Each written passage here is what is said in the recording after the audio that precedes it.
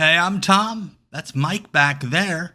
And America, it's a bit of a mess, isn't it? But as divided and flawed as it is, I think we can all agree that the wrestling can usually be pretty darn good. So today's video is a brief history of WCW's Great American Bash. Now, of course, the Great American Bash starts in 1985, Jim Crockett Promotions, Dusty Rhodes, all that jazz, but like I put at the beginning of most of these videos, my expertise begins around the time that Turner bought the company, late 1988, so unfortunately we won't be covering those first few years because I'm not the guy that should be doing that. But if you need a quick breakdown of what happened those first few years, they traveled to a lot of places, some country musicians came by and hung out, and Dusty Rhodes won a lot. So that gets us up to the first Turner-owned Great American Bash pay-per-view event, 1989, and boy howdy, this is an all-timer. I mean, it's an actual all-timer. I'm not being sarcastic, like I will be later. One of the genuinely greatest pay-per-view events from a professional wrestling company in history. The main event, Terry Funk and Ric Flair for the world title. They've been building this someone up for a couple of months. Great angle at Wrestle War to set it up. Terry Funk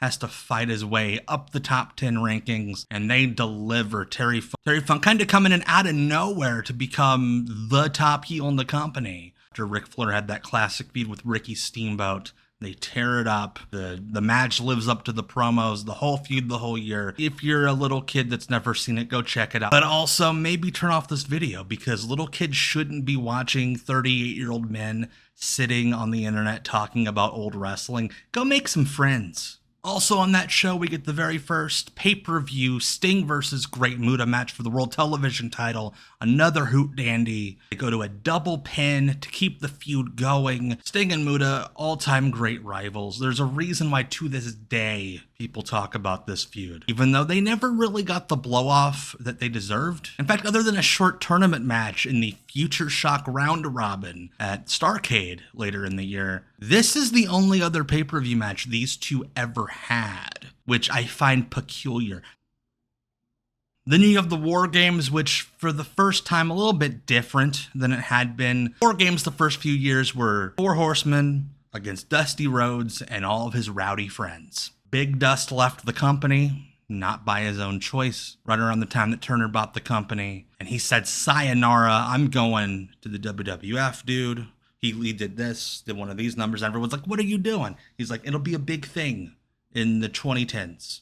And then people will still be doing it years later. Arn Tully and JJ are also out of the company in Titanland, as the newsletters used to refer to the WWF as. So instead we get the Freebirds, all 3 of them, Michael, Terry, and Jimmy Jam, along with the Samoan SWAT team against the Road Warriors, the Midnight Express, and Dr. Death Steve Williams. Whoever booked this match must have really hated cocaine and steroids, because when you put the Road Warriors and Dr. Death together, both of those things go away, up into their noses, into their butt cheeks, all gone. So instead the War Games was based on the Marietta Massacre angle that they did on the first episode of Power Hour. A few weeks before that, we talked about that. It's somewhere up here, my Power Hour video that I did. You'll find it.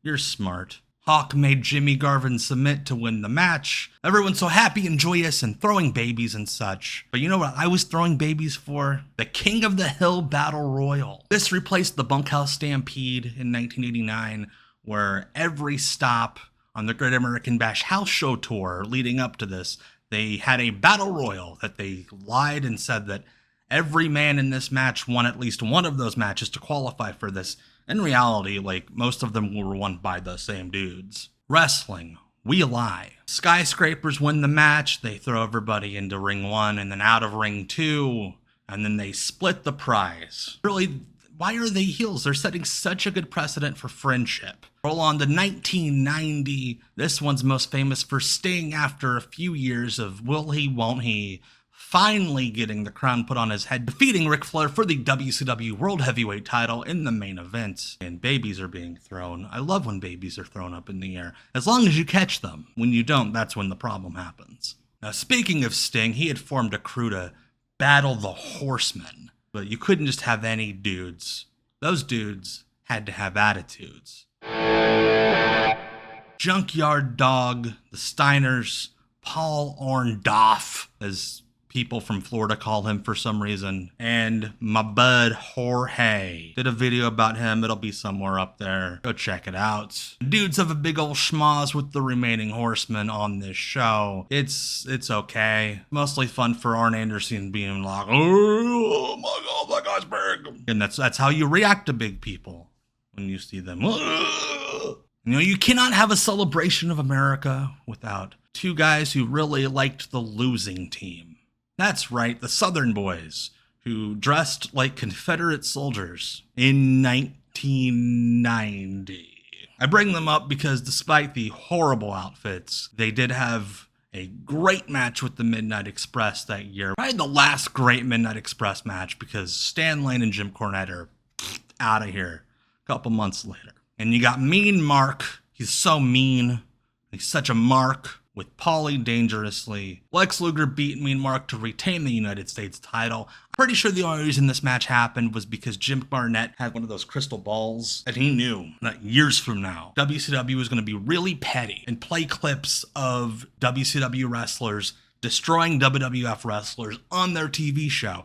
And they needed footage to prove that in WCW, The Undertaker was way more naked, and he got creamed by Lex Luger. From the 1991 Great American Bash, this is in the midst of Jim Herd telling new booker Dusty Rhodes, hey dude, just do the WWF with less money. Need characters, pizzazz, Hollywood, Florida. We got lumberjacks and rappers and a pervert from a little town in France. Seriously, go back and listen. His hometown is a little town in France.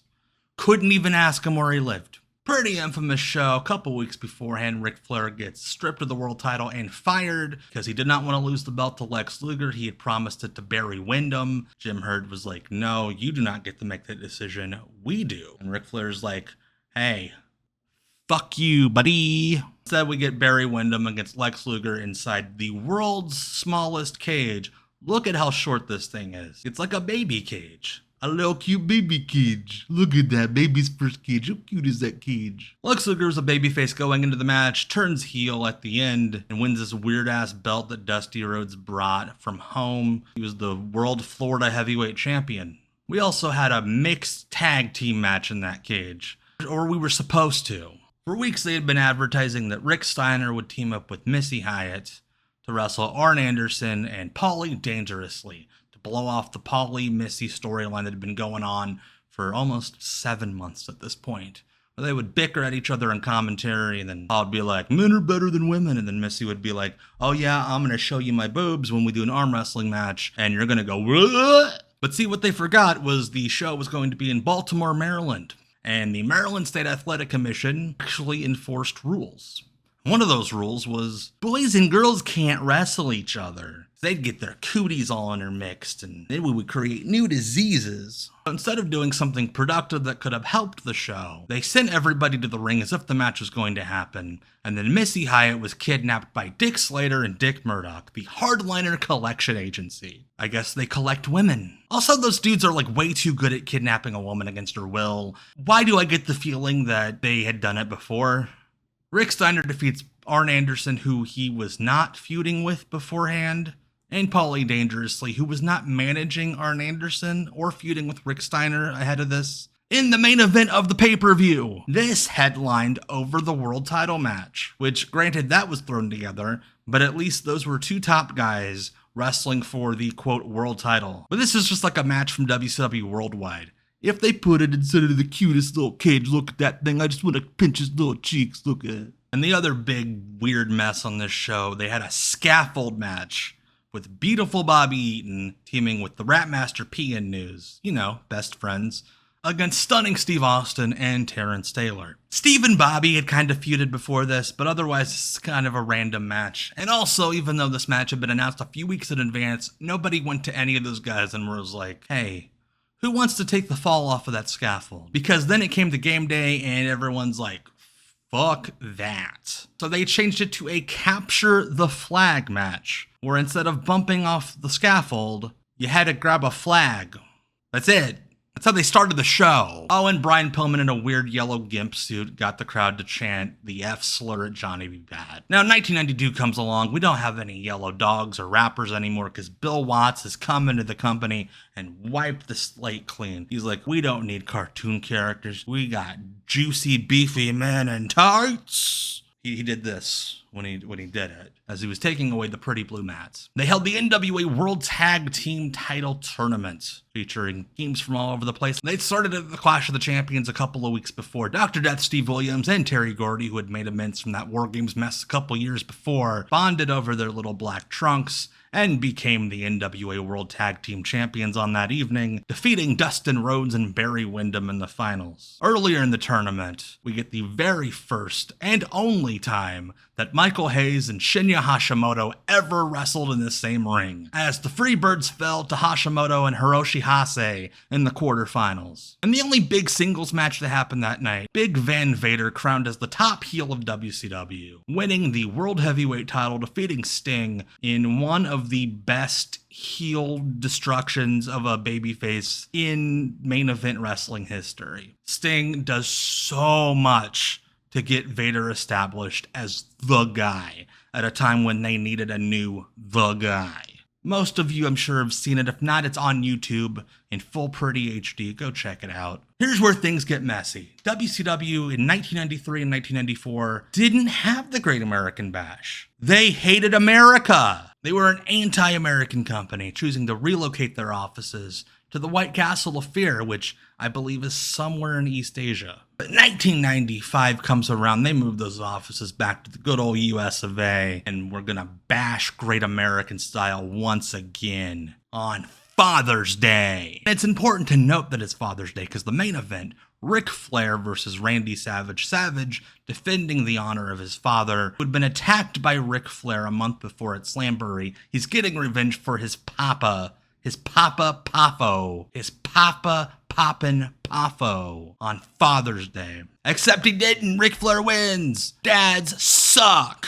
Moms rule, dads drool. Also, in somebody's idea of a practical joke, the United States title no longer vacant. Sting defeats Ming in the finals of a tournament to crown a new champion in the best possible version of a Raven versus Maven match. The match was fine, it's just the name thing's silly. And of course, we are still in the days where you can win a human being in a wrestling match. Evad Sullivan squared off with Diamond Dallas Page, my yogi, in an arm wrestling match, winning the company of Kimberly Page, the Diamond Doll, for an evening. What the hell did that contract even look like? There's no way that thing was legally binding. We need to get like Legal Eagle to look at it or something. And WCW's next big star, the Renegade, defeats Arn Anderson to win the World Television title. He was the king of television. Poor Arn, poor Rick, poor us. I'm going to stop things right here real quick. Just want to let you know that I have a new URL, notthattomgreen.com. That's where everything Tom can be found.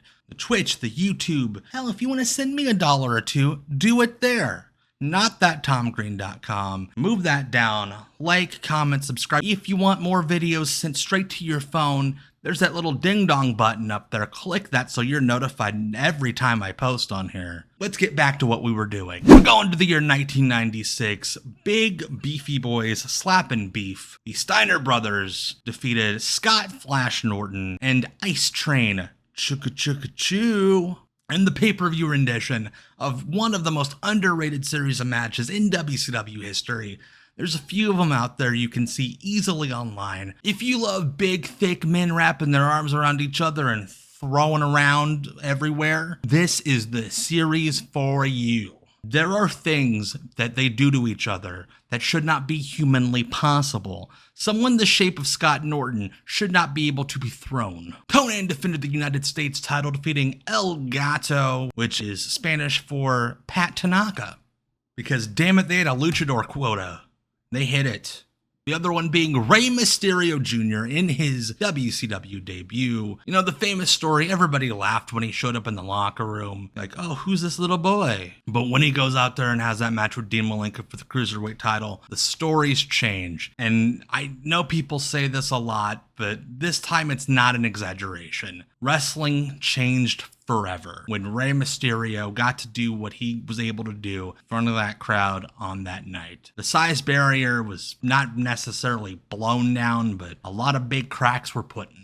And then we had the portion of the night where Eric Bischoff had to go out and do the WCW lawyer's work, trying to avoid litigation, interrogating Scott Hall and Kevin Nash about whether or not they still worked for the World Wrestling Federation, because they had kind of made it sound like they had been working for the WWF. Anyway, they get so mad at the line of questioning that they power bomb Eric Bischoff through part of the stage that just kind of crumbles when he hits it. Pretty sick bump, though. EC-Dub. One of the biggest moments in not just wrestling history, but dare I say American history. Steve Mongo McMichael betrays Kevin Green, joins the Four Horsemen, and becomes a full-time wrestler. Kind of like Rey Mysterio earlier, the industry changes forever as we get Steve McMichael every week on television wrestling. And it is great. I love Mongo. He's the best. 1997, not a lot notable about this pay-per-view other than Kevin Green comes back and gets his revenge. He defeats Mongo. Could you imagine if this was 2026? We get all these reports that the locker room's mad that this part-timer came in and beat full-time wrestler Mongo. Also, the Outsiders defeated Ric Flair and Roddy Piper in a tag team title match. This is notable mostly for what happened around it in the locker room. This ended a feud between the Outsiders and Flair and Piper due to the fact that they had been working together for a couple of months. Flair and Piper did not trust Hall and Nash to, quote, do business, brother, and asked to instead split up and feud because they only trusted each other. They didn't want to work with the NWO anymore. They had been fighting and arguing and cutting shoot promos on each other on television, and this was the result. And also, Macho Man Randy Savage continues his feud with Diamond Dallas Page, defeating DDP, My Yogi, in a Falls Count Anywhere match inside the ring. Can't you just, do it on the floor? Just to, make little boys everywhere happy. Now, speaking of little boys, 1998, Juventud Guerrera in the spotlight. He had been unmasked a few months earlier. And WCW's thing was when a luchador lost their mask, they got to defeat a lot of big men. And Juvi was in the ring with Ron Reese, who was the big boy of the flock. You knew he was all grungy because he had a giant flannel around his waist. And he cut his hair into a mohawk, but he wouldn't spike it because he was grungy. Juvi pulls off the upset win over the 7'2" Ron Reese. Never surrender, sweet surrender, Juvi juice. And then we got a rare instance of a WCW main event star doing too many jobs, as Hulk Hogan and his little buddy, Bret the Hitman Hart. Seriously, that's how they were on TV. Bret was Hogan's little buddy. He wasn't in the NWO. He was Hulk Hogan's little buddy, though. They defeat the team of Randy Savage, who was in the NWO Wolfpack, and Roddy Piper, who was in WCW, in a match where if Piper and Savage could get through the match without destroying each other, they would then get an immediate singles match afterwards, of which Roddy Piper won in a minute. And then Randy Savage left for 10 months so he could go have a midlife crisis and get a hot blonde girlfriend. I think Dr. James Andrews did that surgery. And in the main event, Sting of the NWO Wolfpack defeated the Giants of NWO Hollywood for both tag team titles. Like we covered in the Slamboree video, again, up there somewhere. Sting and the Giant won the tag belts the month before at Slamboree, despite the fact that they were each representing different groups. Scott Hall turned on Kevin Nash during the match to allow Sting and the Giant to win, and just created a whole giant mess. Sting, now in the Wolfpack, now looking like a romance novel tomato, wins both tag belts and brings them into the Wolfpack, a place where you do not want to turn your back, because if you do, you might end up in a body bag. Doesn't rhyme. 1999, only two big events on this show. Kevin Nash beats midlife crisis Randy Savage to retain the world title when Sid returns. He had been off spending all that money that he won with Dan Spivey in the King of the Hill Battle Royal 9 years before. He's back, he's wearing jeans. And as well, Rick Steiner defeats Sting in a Falls Count Anywhere match where they go backstage because Sting has to get bitten by a dog. They brought a dog to the show to bite Sting. They called someone and said, hey, do you have a dog that would be willing to bite Sting? And that guy was like, yeah, I do have a dog that would be willing to bite Sting. And then he brought that dog to the show. The dog looked at Sting And then he bit Sting, and they showed it to people on pay-per-view for $39.99. That's why we celebrate America with the Great American Bash. Only in America can that shit happen. It's great. And in the year 2000, we're deep into the Russo-Bischoff New Blood Millionaires Club thing, and they're getting desperate. They're 2 months in. They've done every storyline and every feud under the sun, so they have to do some fancy advertising. They start promising that an event will happen on this show that not even Vince McMahon can stop. You know Vince McMahon, he was the reigning president of the United States at that point. Rumors were all over the place. Some folks said that WCW was being sold to a company called SFX. Some people pointed to a story in the Pro Wrestling Torch that stated that Eric Bischoff, through Jason Hervey, had reached out to Paul Heyman to attempt to start an invasion storyline. The first angle would be at the Great American Bash, except Paul ignored it because he was working for the World Wrestling Federation and lying to all of his wrestlers. Instead, the thing that Vince McMahon could not stop at the Great American Bash in 2000 was shitty booking. Goldberg turned heel for like 6 weeks. And then he beat up cancer-ridden Jim Duggan in front of a Make-A-Wish kid and made the kid cry. He's like, I can't do this anymore. Now that I've made you all sad, Vampiro beat Sting in a match where you had to set the opponent on fire to win. Vampiro set Sting on fire the year after they had a dog bite Sting on pay-per-view for $39.99 for you to watch on television. They set Sting on fire for you to watch on television for $39.95. And not only did they set him on fire, they set him on fire on top of their fake Titantron. And then he fell off. It was murder! And the only other thing of note, Scott Steiner, Big Papa Pump, holler if you hear him, the big bad booty voodoo daddy, defeated his brother Rick, no longer making dogs bite people, and Tank Abbott in what they refer to, I'm serious, as a handicap asylum match. Now, politically incorrect nickname aside for the match, the asylum was supposed to be like the Octagon. Tank Abbott was in the UFC, and apparently when you're in the UFC, you can only fight in weird cages. See, the UFC had the Octagon design trademarked, and thus they couldn't use it. Instead, they built a little circular cage and put that inside the ring. The cage from 1991 was no longer the cutest little baby cage in the wrestling. Instead, this one was so much cuter and so much more adorable. Look at it. It's got little bows on it. It's so cute. And the cage from 1991 was like standing in the back corner, upset that it had to be the middle brother now. Doesn't get all the best presents anymore at Christmas. And then after the year 2000, we stopped doing the Great American Bash because 9/11, but also Vince McMahon bought WCW. But I'm choosing to blame the Taliban for that, because it is my right as an ignorant ass American.